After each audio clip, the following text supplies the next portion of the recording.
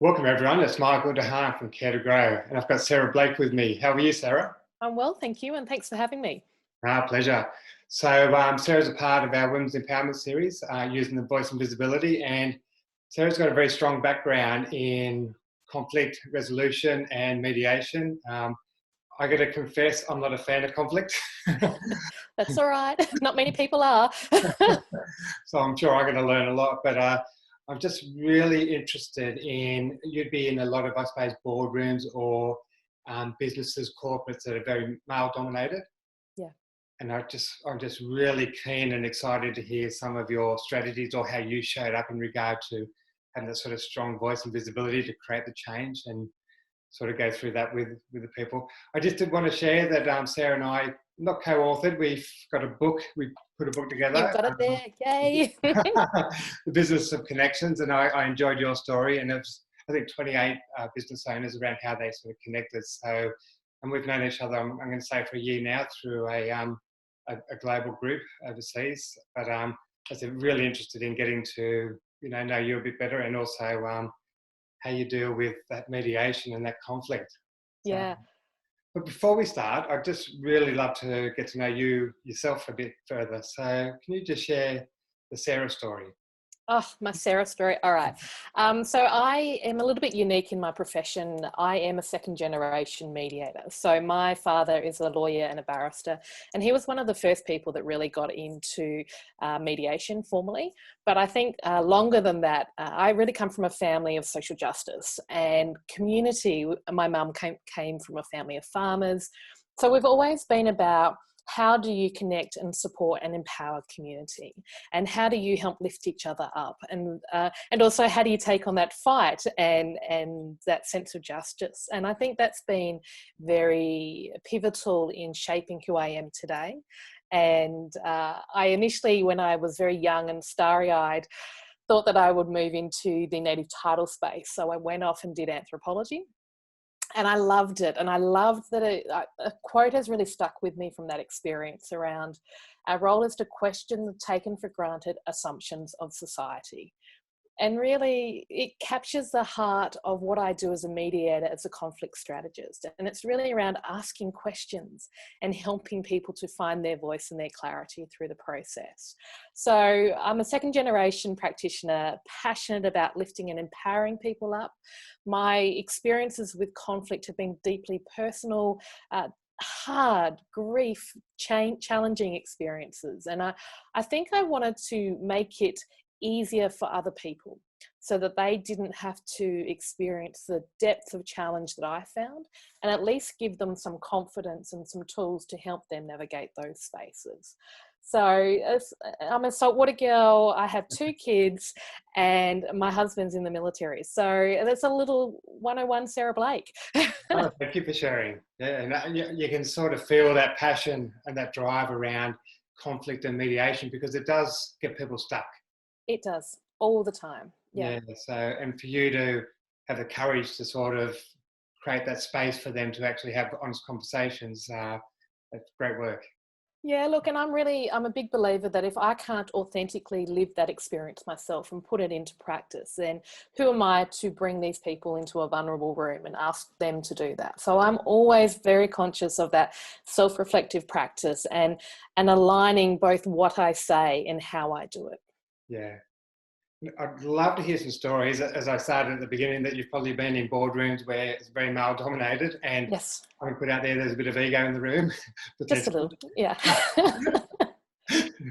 But I'd just love to hear some stories, again, how you sort of went through that, how you broke down some barriers there and really managed that whole situation. Yeah, look, I think when I think about how I guess, found my empowerment through this process, one of my first mediation jobs was in a remote Aboriginal community. So I have a background in community mediation and dispute management. And I remember heading out to this very remote community. I was a very young, white female heading out to a very traditional Aboriginal community. And I remember thinking to myself around, well, who am I to be doing this work? Why am I coming out here to do this? What can I possibly offer? And so I, reflected on that. And when I got out there, I said to the elders who I was being introduced to, I said, this is my name. this is what I bring to the table. I may not be the right person for this job, and that's okay. Let's have a talk about, what I might be able to offer, and if not, what we might do next. And it was such a pivotal moment for me, because it was a letting go of choice, but also really strongly claiming what I do have to bring to the table. And I think that moment sticks with me and has shaped me throughout my profession. And I think it continues to inform and give me a great grounding and strength through process. And I think that's one of the qualities of that female leadership. So a bit of vulnerability, but strength at the same time. Yeah. I'm really grateful. I've spent a lot of time working in remote Aboriginal communities, and particularly traditional communities up north. And I often have heard people say about how disempowered the women are up there and bringing their own judgments. And I've had a really different experience. And sitting down in the sand with these amazing women who are the holders of knowledge in their community. They are the holders of the next generation, and their responsibilities are enormous. And what they taught me about my own leadership power was to be proud of all of who I am.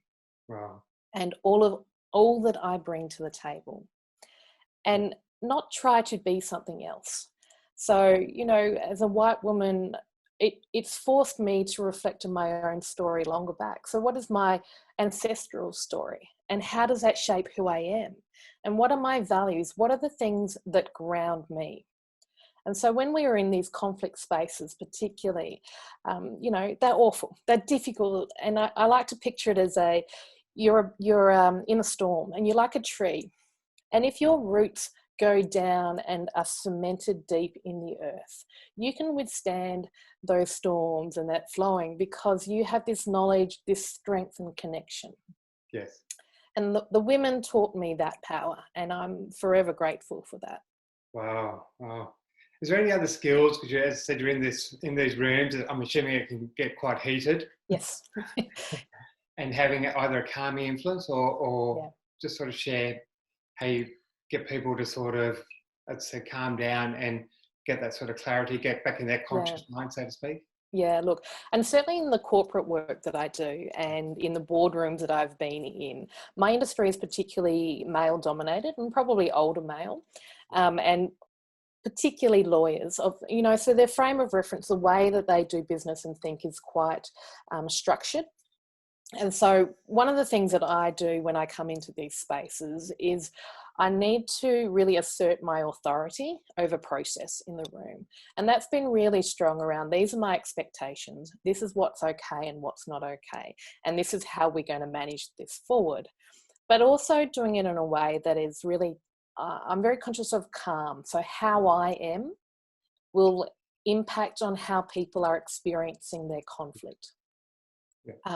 It's recognizing that, they're probably feeling confused and really frustrated.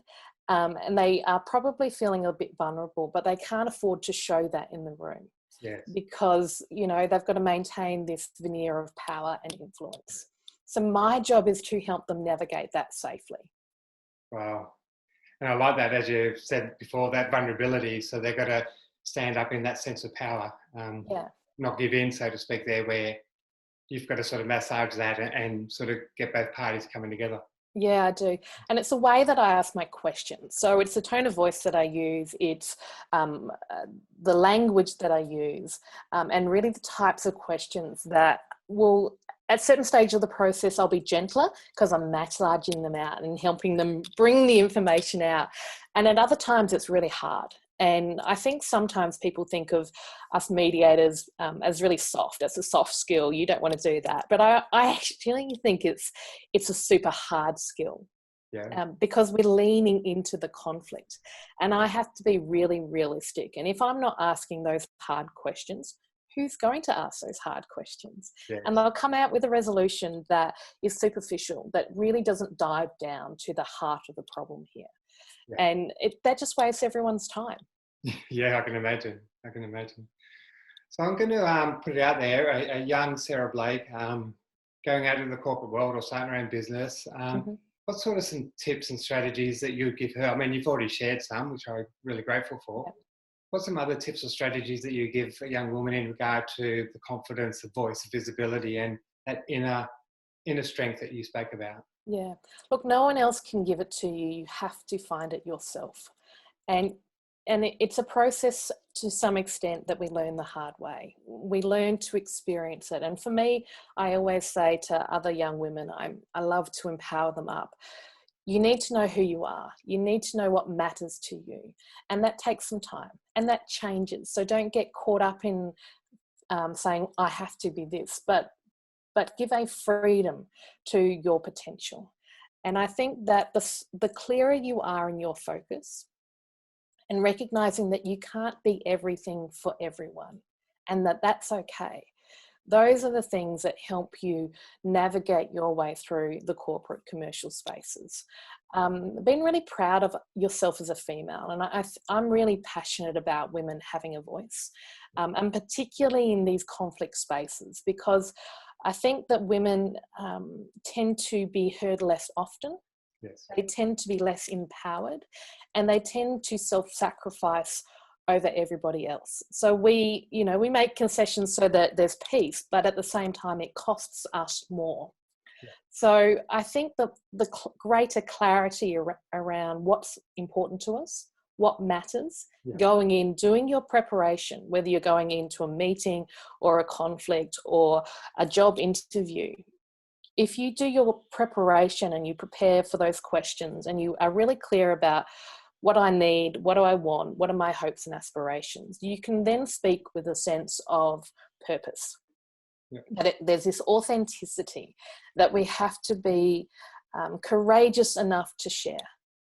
And people feel that. There's this thing that we can't dictate to you how to do it, but we can feel when you do.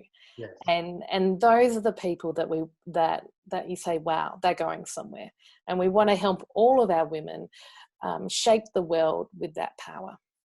Yeah, very, very strong, very emotive. So I appreciate that. There's a lot of wisdom there, Sarah. Look, I see it so often, and I see, a lot of the conflicts, which I really like the work you're doing too, is how it links particularly financial power for women and helping them feel like they can speak out. And that they can understand that you can talk about these hard issues. I see in conflicts and mediations all the time where women have become intimidated by the language of money. Yes.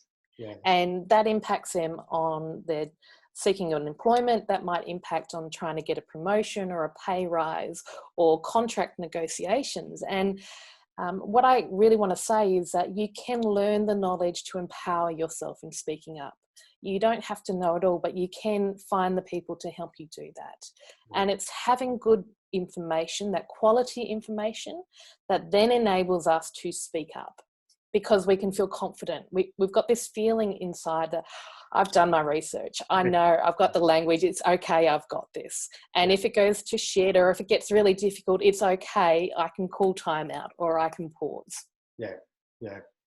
Geez, I've learned so much over the last sort of 20 minutes or so, Sarah. So I'm really grateful. You've added so much value to the series. And again, thank you very much. I look forward to continuing our relationship. You've just got so much to offer, and I'm very grateful for you to be a part of it. My absolute pleasure. Thanks for the interview and the chance to talk some more. Thank you very much. Take care. We'll be in touch. See you, Sarah.